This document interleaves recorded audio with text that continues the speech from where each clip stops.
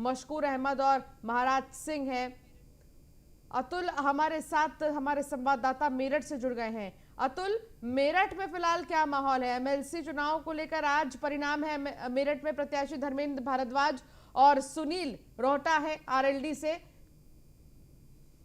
देखिए अंशिका, ये बिल्कुल सही है कि यहाँ पर परिणाम आने की देर है। कुछ ही देर बाद में अगर कुछ घंटों की बात की जाए तो उसके बाद में यहाँ परिणाम आएंगे। लेकिन सबसे बड़ी बात यह है कि यहाँ के जो राज्य मंत्री बने हैं, नए मंत्री हैं, जो पुराने मंत्री हैं, विधायक हैं, सांसद हैं, सभी की दाव पेच पर लगी हुई है। वहीं अगर विपक्ष की बात की जाए, आरएलडी की बात की जाए, तो वहां से भी पूर्व मंत्री शाहिद मंजूर है, गुलाम मोहम्मद पूर्व विधायक है, वर्तमान भी विधायक है। लेकिन सबसे बड़ी बात यह कि सारे विधायक और मंत्रियों की दाव एमएलसी चुनाव पर लगी हुई है, क्योंकि हर एक पार्टी के राष्ट्रीय अध्यक्ष अखिलेश यादव की बात की जाए, जयंत चौधरी की बात की जाए या फिर योगी जी की जाए, साफ तौर पर अगर देखा जाए तो जितने विधायक हैं इन सबको एक कार्य दिया था अपने क्षेत्र के एमएलसी को जिताने के लिए। दोनों पार्टियों ने मैदान में उतारे थे एमएलसी और उसके बाद में सारे विधायक और उनके लिए जिम्मेदारी दी थी। लेकिन कितनी बखूबी हिफाजत से जिम्मेदारी निभाने का काम इन्होंने किया है, वो कुछ देर बाद परिणाम बताएंगे।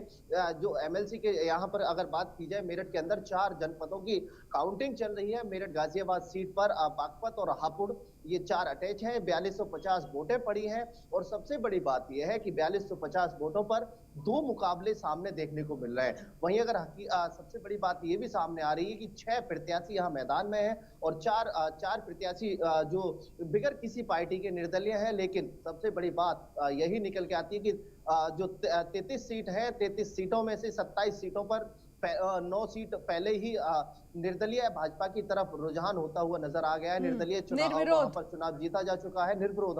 और अगर यहाँ की बात की जाए, अगर मेरठ की बात की जाए तो काफी जोरदार टक्कर देखने को मिली थी। लेकिन आज की बात की जाए तो सबसे बड़ी बात, हर एक प्रत्याशी का दिल धड़कता हुआ नजर आ रहा है। सभी को यही है कि किसकी जीत, किसने कितनी मेहनत की है। वही भाजपा के हर कार्यकर्ता का कहना है कि भगवान श्री कृष्ण गीता में कहते हैं कि काम करो, फल की चिंता मत करो, तो वह फल मिलने जा रहा है। तो हर एक भाजपा के कार्यकर्ता का यही कहना है कि जहां तक अगर देखा जाए तो हम पहले ही मेहनत कर चुके हैं, पहले ही काम कर चुके हैं, जिसको लेकर के हमें फल की चिंता नहीं है। हमारी जीत सुनिश्चित है। पहले से ही एडवांस में बधाई भाजपा की तरफ से जारी हो गई है। तो कहीं ना कहीं ये साफ तौर पर अगर देखा जाए तो चुनाव एमएलसी का है। और एमएलसी का चुनाव हो, जिला पंचायत का चुनाव हो, तो इसमें वो लोग वोट डालते हैं जो पहले से ही चुने जा चुके हैं। अगर प्रधान की बात की जाए, जिला पंचायत अध्यक्ष की बात की जाए, तो सारे वही लोग होते हैं। तो कहीं ना कहीं देखिए अंशिका, सबसे बड़ी बात यह एमएलसी चुनाव का रिजल्ट आना बाकी है। लेकिन जहां तक योगी जी ने साफ तौर पर कहा है कि अब की बार विधान परिषद के अंदर हम पूर्ण बहुमत के साथ, पूर्ण सदस्यों के साथ पहुंचेंगे, जिसके चलते विकास की गति में जो रोक लगती है वो रोक नहीं लग पाएंगी। 2016 में एमएलसी चुनाव हुआ था जिसमें 31 सीटों पर सपा का कब्जा था। लेकिन आज की बात की जाए, जितने कॉन्फिडेंस के साथ योगी आदित्यनाथ बोल रहे हैं कि विधान परिषद में भी हमारा जो सदस्य है वो पूर्ण रूप से पहुंचेंगे, पूर्णता पहुंचेंगे, तो कहीं ना कहीं साफ जाहिर हो रहा है कि भाजपा की इस बार विधान परिषद में अच्छे खासे सदस्य पहुंचने वाले हैं। दोनों विधान सभा की बात की जाए, बिल्कुल, और इसकी वजह यही है कि विधानसभा चुनाव में बीजेपी जीती है, ठीक है, और लोकसभा चुनाव में भारतीय जनता पार्टी के सांसद ज्यादा, मतलब जीती तो सांसद ज्यादा हैं। जिला पंचायत चुनाव हुए तो उनमें भी अच्छा खासा हमने देखा कि रिजल्ट्स आए थे। तो वोट एमएलसी चुनाव में डालते ही ये लोग हैं, जो स्थानीय सांसद होते हैं वो वोट डालते हैं, जो स्थानीय विधायक होते हैं वो वोट डालते हैं, नगर निकाय के जो सदस्य होते हैं वो वोट डालते हैं। तो जाहिर सी बात है कि उम्मीद यही की जाती है कि जो सत्ताधारी पार्टी है वही जीतेगी। लेकिन कई बार ऐसी चीजें हो जाती हैं जहां पर विधायकों का जो मूड है वो नहीं समझा जा सकता है, वो कुछ भी हो सकता है, वो बदल सकता है। इसलिए कहा जाता है कि जो विधान परिषद के चुनाव होते हैं बहुत कॉम्प्लिकेटेड भी होते हैं।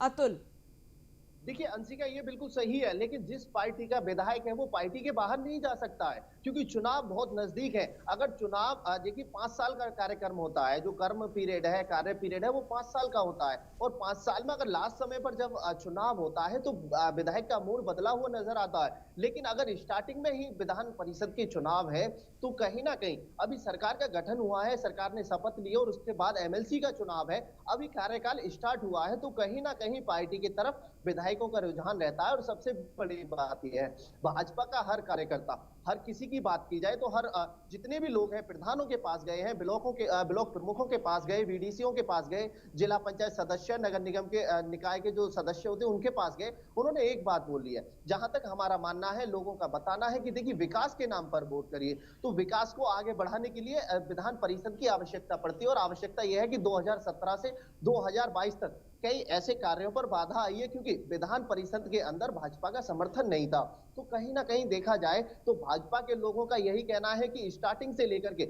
जब ये चुने गए हैं, विधायक बने हैं, प्रधान बने हैं, ब्लॉक प्रमुख बने हैं, तो ज्यादातर लोग भाजपा के हैं। तो कहीं ना कहीं चुनाव में इनके लिए दिक्कत आने वाली नहीं है, क्योंकि सबसे बड़ी बात यह कि नीचे से लेकर अगर ऊपर ठीक श्रेणी है। की बात की जाए, छोटी श्रेणी से बड़ी श्रेणी की बात की जाए, तो सभी पर पहले से ही लोग चुने जा चुके हैं। अब इसमें भरोसे की बात होती है कि विपक्ष कितना लोगों पर भरोसा जता पाता है, कितना भरोसा दिखा पाता है, और वहीं विपक्ष कितनी मजबूती के साथ मैदान में उतर रहा है। बिल्कुल सबसे अतुल। बड़ी बात यही है कि मैदान में उतरने से पहले कितनी मजबूती है, और कितना आपका जो कार्य क्षेत्र है उसमें कितनी गतिशील है, कितना बिल्कुल आप अतुल, लोगों बहुत की- शुक्रिया इस तमाम बातचीत के लिए, तमाम जानकारी के लिए। फिलहाल